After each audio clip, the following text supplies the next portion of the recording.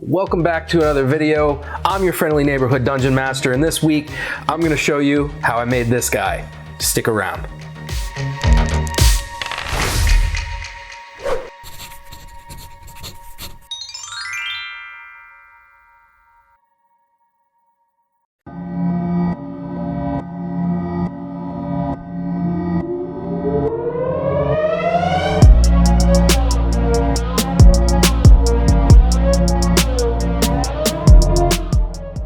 So I went to the store this week. I had an idea. I went down to Michael's, and you know how it is when people get ideas. But I found this turtle.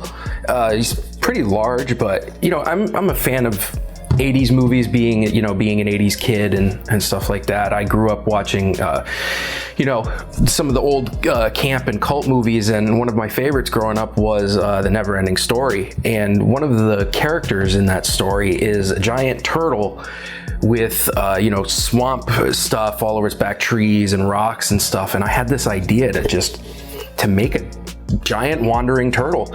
Maybe not even necessarily anything evil, but just a big, cool creature with all kinds of shit on his back and all kinds of trees and stuff, and make a nice swamp base for him. So I think what we got here is possibly a two-parter, maybe, depending on how much I get done this week. It might split into two parts. So we're going to take this turtle and we're going to try to put some stuff on his back and whatnot. Now, one of the problems that I had with him is that he's super, super squishy, and I don't want to glue anything to him with this being the case, so I want to try to fill this cavity. He's completely hollow. So what I did is I drilled out a large hole in the center of his belly. You can just use a hobby knife to do this. I happen to have a large round drill bit, and I'm going to fill his cavity with plaster. Now the problem was, I went to look for some plaster, and I had followed a tutorial by Luke's APS this weekend to make my some homemade epoxy sculpt, and I used all my plaster. I do have some casting resin, but I don't have enough to fill that cavity, so we got to make a trip to the store. So let's do that real quick. Run to the local hardware store, grab some plaster, and when we get back, we'll fill this guy.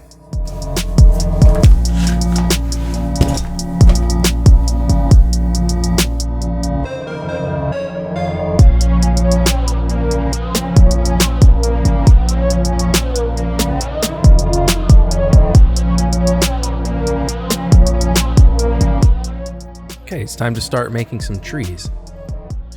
What I have here is some 20 gauge floral wire that I got from Michael's, and I'm going to lay it out in roughly 13-inch sections and cut roughly 10 to 15 strands of this each per each tree.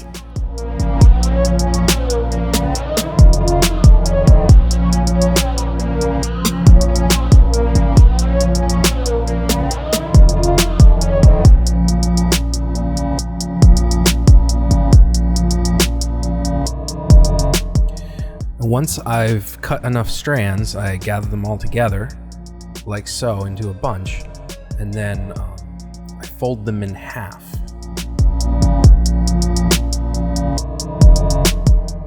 I make sure to leave a loop towards the end.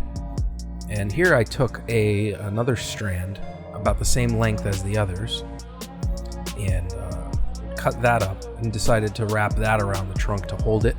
But you can grab one of the existing strands and do this same step. You don't have to cut an extra strand to do this.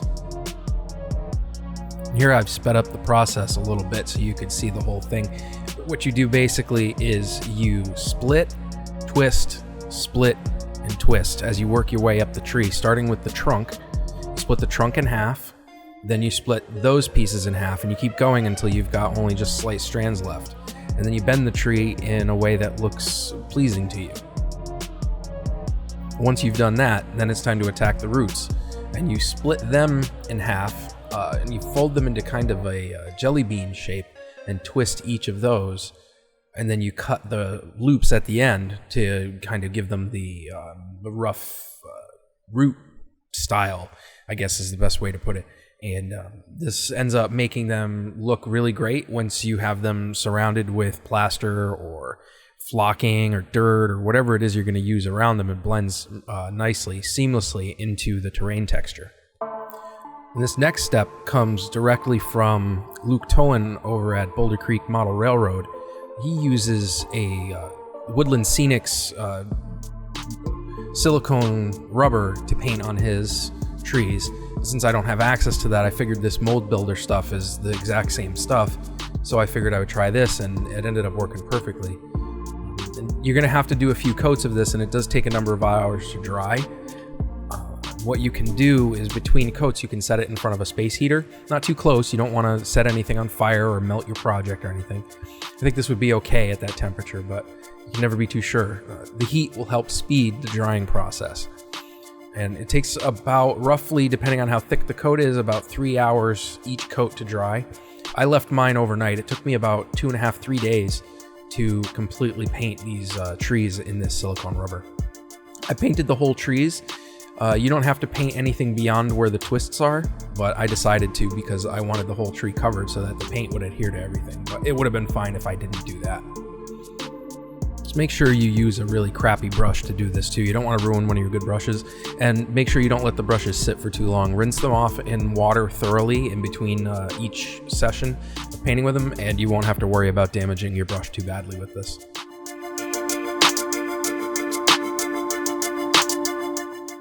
And once they were dry, I hit them with a base coat of the same brown that I use for my ground color, which is an espresso brown.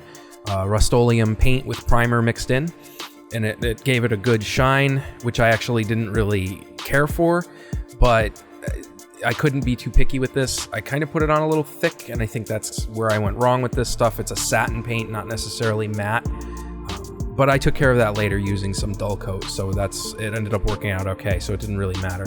The paint stuck to the silicone really easily. There's no chipping, and the best part is you can reposition the trees into another configuration if you don't quite like how they're laid out and not worry about damaging them.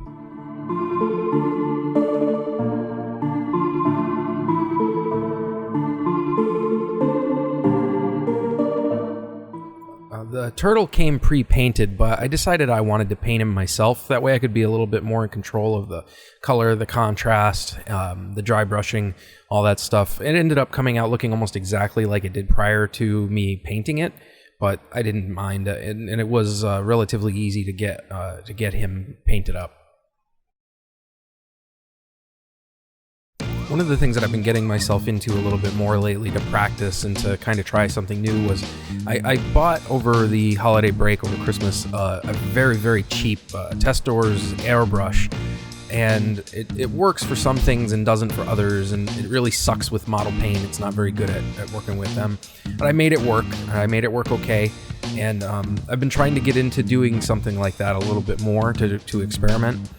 And that's what I wanted to do here. I wanted to be able to have transitions in color, to not have dry brushing necessarily be more noticeable, to have to have gradients more in the color, I guess, is what I'm looking for. And this airbrush was okay, but you'll notice later on I actually purchased a much better airbrush. Not necessarily top of the line, but a much more expensive one that I think I paid $10 for this one with a coupon. And the newer airbrush I paid about $30 online, which I'll leave a link to in the description below if you're interested in getting one. It's a really decent setup that it came with, and despite these cheap materials and these cheap projects, or these cheap these cheap tools, I got a result from them that I really loved, and it all worked out very well. You'll notice that I'm frequently poking a thin piece of steel wire into the paint pot of this very cheap airbrush, just because the paint that I'm using in it and everything just dries right in the tip so easily. And I believe it's because I was using craft paint, which I think has larger pigments than paint that's made for it. Yes, I can thin it, and I know that.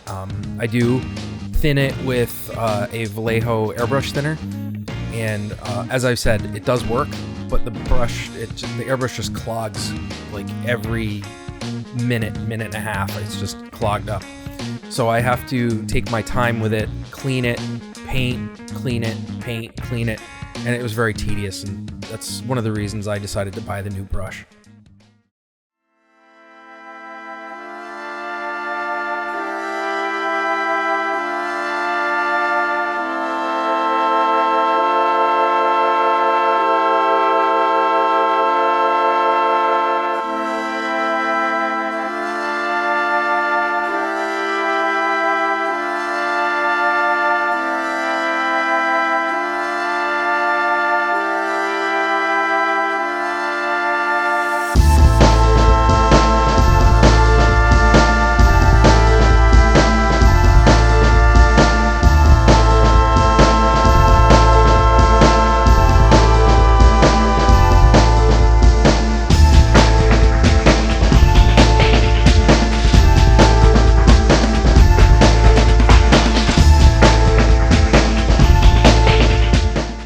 I just built up his color in 3 tones of green.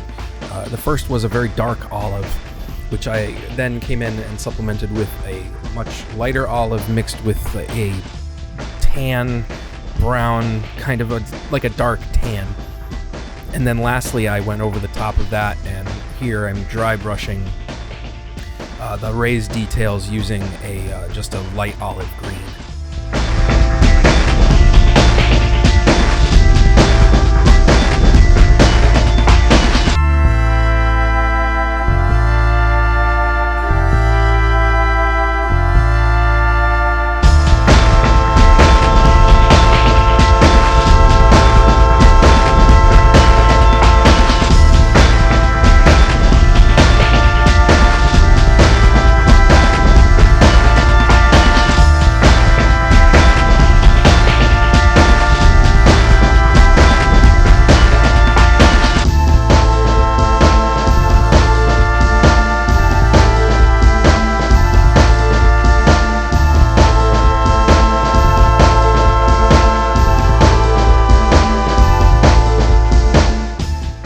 Next, I decided I didn't really care for the beak that he had, the beak color on the turtle. It was a Galapagos turtle, and I don't know what their beaks look like specifically, but this one had a black beak, black eyes, black toenails. I decided to keep his eyes black. Here I'm painting them with Abaddon black. And then I decided I was going to go in and paint his beak with a white color and use my Skeleton Horde contrast paint to kind of give it more like a natural bone colored look, which I thought came out a lot better looking. And I did the same for his toenails.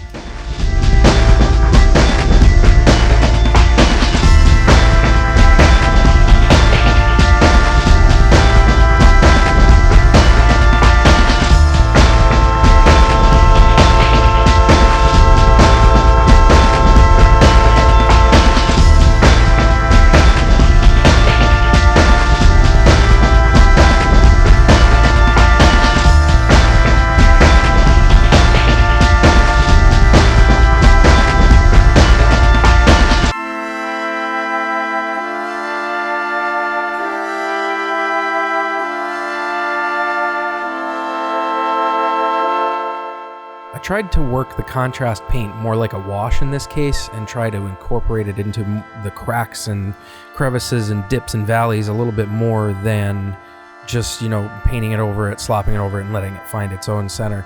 I probably could have achieved this using a simple wash, but since I'm so in love with my contrast paints lately, I'm kind of obsessed with using them wherever I can.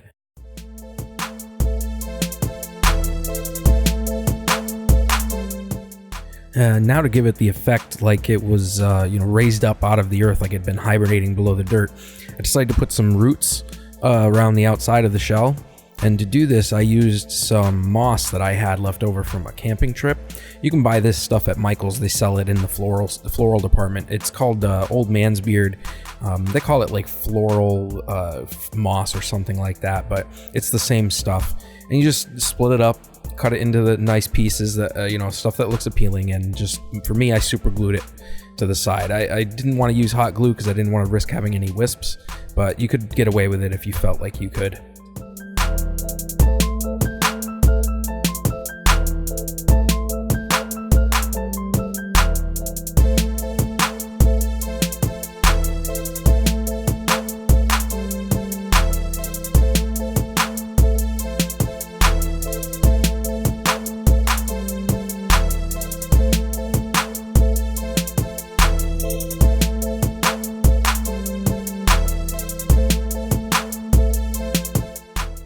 Did, however, use hot glue to attach the trees.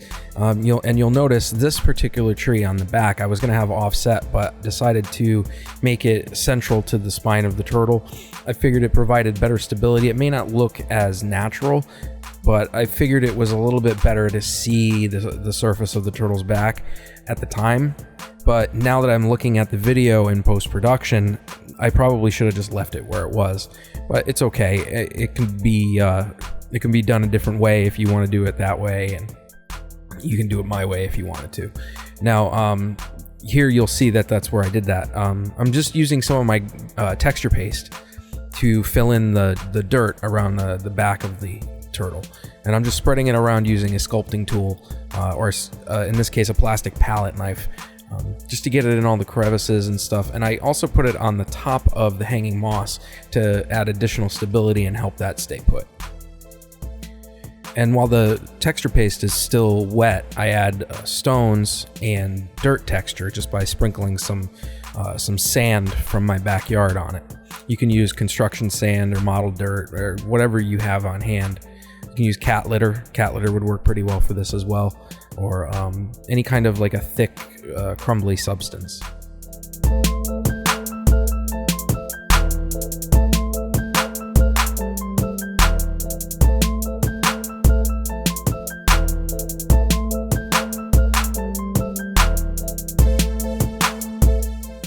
And I do this kind of stuff regularly too. I got my new airbrush in the mail, and right away I wanted to use it on my new model. It wasn't a mistake, but there was a learning curve to it, and it took me a little bit of time to get it to work correctly. I've never used an airbrush like this before, let alone really much of an airbrush in general. So this took a little bit of getting used to, and I wanted to use my craft paint, which is also something I wouldn't recommend. It jammed up quite a bit with the craft paint. I didn't thin it enough, or the craft paint is just no good for this kind of thing. I'm going to try some air paint at some point. If you saw last week's video, I painted the base with a dark brown, a medium brown, a dark brown, an olive, and then light olive. So the same kind of colors that I painted the turtle, but to give it that dead, ashen swamp look. And all of the colors just work really well together, especially the greens and the browns, the earth tones, and the gray, which added further to the dead look.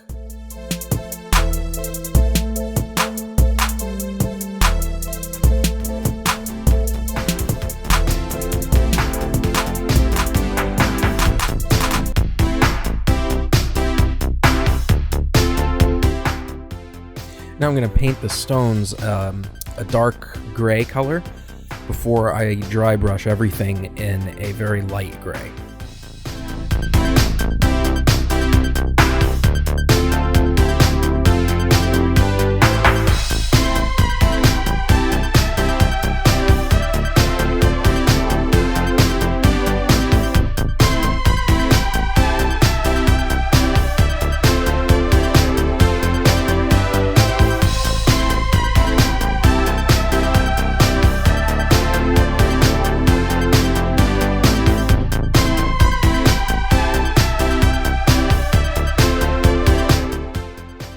I've been paying closer attention to trees and nature, grass and stuff like that while I'm outside to try to make this stuff look a little bit more realistic. And I noticed most trees aren't actually brown. In fact, a lot of them, especially the ones that are in the sun, are gray. A lot of times it's the faded, weathered wood look on the outside of the tree. So the brown is the undercoat and the gray is the top coat. So I ended up taking this light gray and doing a dry brushing over the trees as well while I was dry brushing the ground.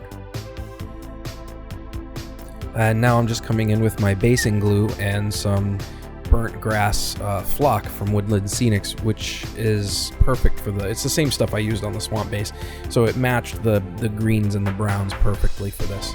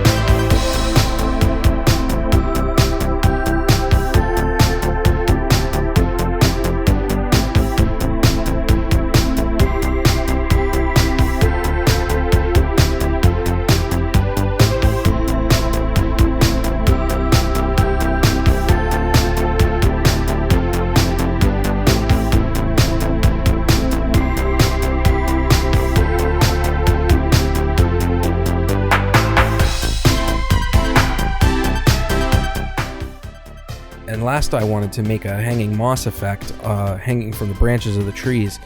But rather than use the same moss I used on the bottom, which looked more like roots, I decided to use some poly filling from one of my dog's old toys that she, destroyed.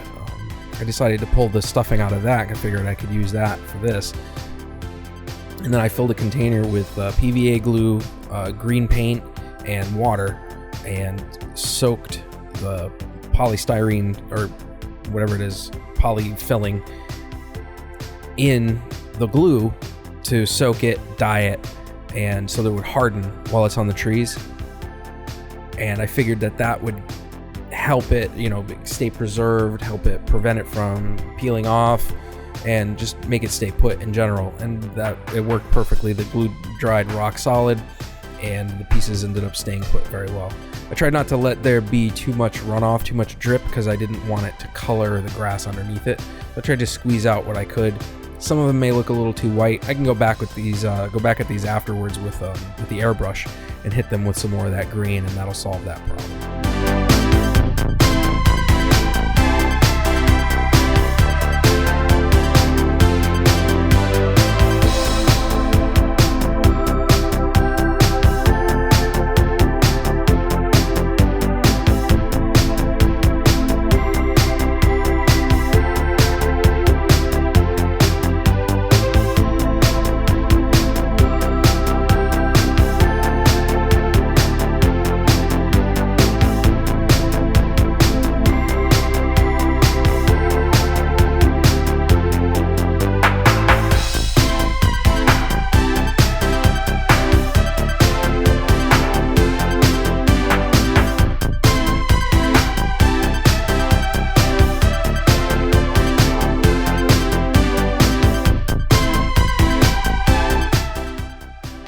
And the very, very last thing to do is to attach him to the swamp base that we made last week, which I do just using some of my clear Gorilla Glue, very sparingly, because it's very strong and, kind of rubbery, but it dries, most importantly, it dries clear. So there's no frosting, nothing. You can't really tell it's there after he's been glued down, and it stays put very well. And as a bonus, if I ever need to detach him, I can detach him without damaging the base or damaging him.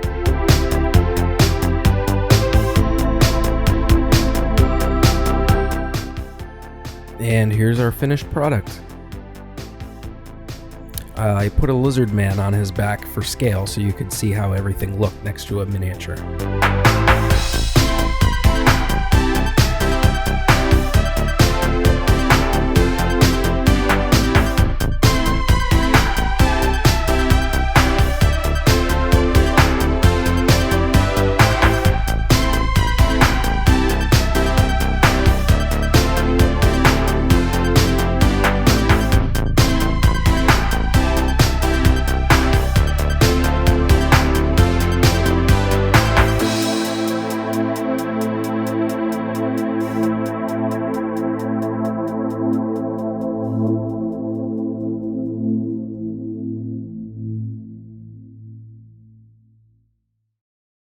Thanks for sticking around to the end, everybody. If you like videos like this one, don't forget to hit that like button below and subscribe. Every week I put out a new video on Sunday. And if you want to leave a comment below, I'd love to hear from you, hear what you have to think about this build. If you want to help support the channel, don't forget I put affiliate links down in my description almost every week with materials used in the video. And if you'd like to help out the channel a little more, you can head on over to Patreon and consider becoming a supporter over there. Next Sunday, August 25th, I'll be hosting my second live stream, and my patrons over on Patreon voted, and this one is going to focus on a build of some sort. I'm going to craft God knows what. I haven't really decided yet, though I do have some things spinning up in my head. I've been your friendly neighborhood Dungeon Master, and I'll see you next time. Peace.